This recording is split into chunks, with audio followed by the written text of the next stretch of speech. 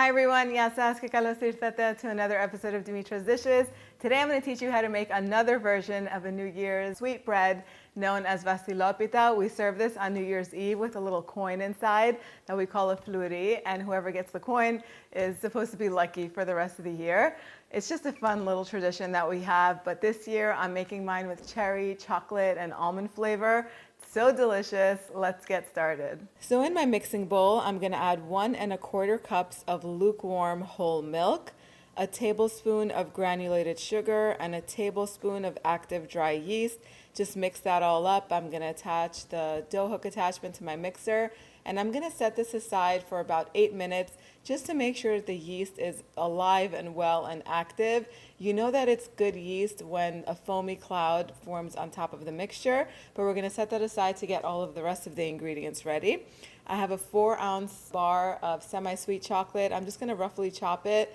I like the way roughly chopped chocolate looks better than chocolate chips, but if chocolate chips are all you have, by all means use those. You can do a combination of semi-sweet and dark. Your favorite, that's what you should use.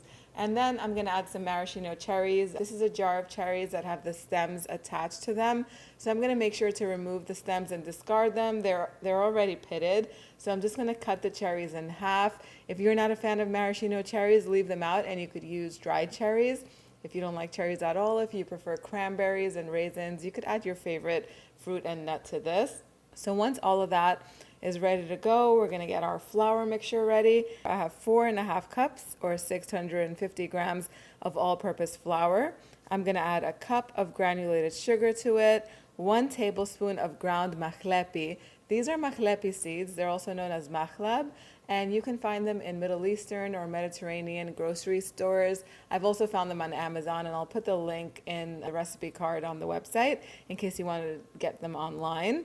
Then I'm going to go ahead and zest some clementines. If you have an orange, the zest of 1 orange will be enough, but these 3 small clementines will do it. And then I'm also going to add a little pinch of salt to this. Just a 1/2 teaspoon is more than enough. Whisk this all up and set it aside.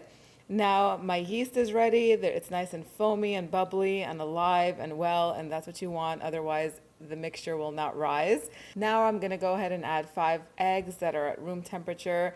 I'm also going to add 2 teaspoons of pure almond extract and 2 teaspoons of pure vanilla extract, and all of that flour mixture is also going to go in. And this is going to knead on low speed for 10 minutes. If it's looking really dry, you can go in and add another cup of all-purpose flour. You don't want to add too much flour to this because this is supposed to be a very light dough. If you add too much flour, it's going to be too heavy. So 1 cup of flour should be enough. I'm going to let this continue kneading again for 10 minutes. After 10 minutes, I have a stick or 4 ounces of unsalted butter that's nice and soft. I'm going to add a little bit at a time until it's all incorporated. And then I'm going to add the chocolate and the cherries that are chopped up. And then I'm going to let this go for another 5 minutes, kneading at low to medium speed. Then I'm going to grease a bowl. I'm just going to add a little bit of olive oil to this, and I'm going to transfer all of the dough to the bowl and toss it around so it's nicely coated. And as you can see, it's a really sticky dough still. There's not a lot of flour in this, so this is exactly how you want it to be. Cover it with some plastic wrap and set it aside to rise until it's doubled in volume. Okay, so it's going to take at least 2 hours for the dough to double in volume, and that step is super important if you want a nice and light Vasilopita. If you don't let it rise properly, it's going to be really dense, so do not skip this step. It can take anywhere from 2 to 4 hours depending on the temperature of your house. Once that's done, you're going to want to transfer it to a well-greased pan. I have a 10-inch round pan here. You also want to make sure that the pan is nice and deep, at least 3 inches deep, because this is going to rise some more once it bakes. Grease it with either butter or olive oil or some baking spray, and also line it with some parchment paper on the bottom. Transfer all of that dough in there, and then you're going to want to have a little coin ready. You can do any kind of a coin, honestly. Just wrap it up in foil and just put it somewhere where nobody will know where it is. And then you're going to cover it with some plastic wrap or with a clean kitchen towel and set it aside to rise until it reaches the top of the pan. That's going to take about 30 minutes or so. In the meantime, you're going to want to preheat your oven to 350 degrees Fahrenheit and get the egg wash ready. I have 1 egg that I'm gonna mix with a little bit of milk, about 2 tablespoons of it until it's nice and smooth. Then I'm gonna brush this over the Vasilopita that's nice and puffy and risen a little bit more. And I'm gonna make a little ring with these sliced almonds just around the border. People do all different sorts of things to decorate their Vasilopita. A lot of people like to write the date of the incoming year instead of doing the ring, or you can do the ring and then just write 2024 with some almonds on the center, or you can reserve some of the dough, about 200 grams of it, before it goes into rise for that second rise, and you could roll it out into ropes and then make the numbers on top. It's up to you. Get creative with this, but I'm just gonna leave it nice and simple the way I like it.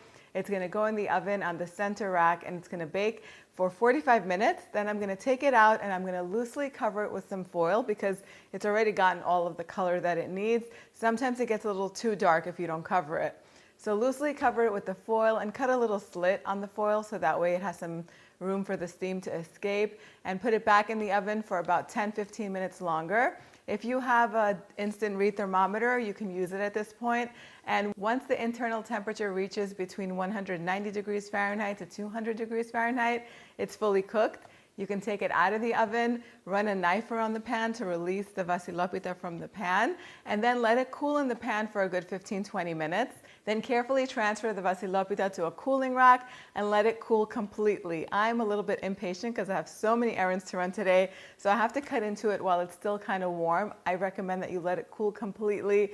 Otherwise, it can be a little bit doughy later on. But just take a look at how beautiful the Vasilopita is. It's super soft. The chocolate is just melting and delicious. Those beautiful specks of red from the maraschino cherries are in there. You don't have to use maraschino cherries. I know that some people don't like them. If you have sour cherry preserves from the summertime, you can strain out the syrup from them and put those instead of the cherries. That would be delicious. And instead of the almonds, I would do a ring of pistachios on top because cherry and pistachio go so well together. But it just smells incredible. It's so delicious. Time for the taste test. I'm gonna make sure I get a cherry and some chocolate. Oh my goodness. Heavenly. You can taste the floral aroma from the Mahlepi that's really like, it has nothing else tastes like Mahlepi. If you can't find it, you could leave it out completely. The almond essence that's in here goes so well with the cherries and the chocolate. I hope you guys give this recipe a try. You can head on over to the website, dimitrasdishes.com, to print this recipe out and get the exact measurements and also links for some of the specialty ingredients that were used in here. Thank you so much for spending time with me today. I wish you and your family a healthy and happy 2024. I'll see you here next time. Yes, us.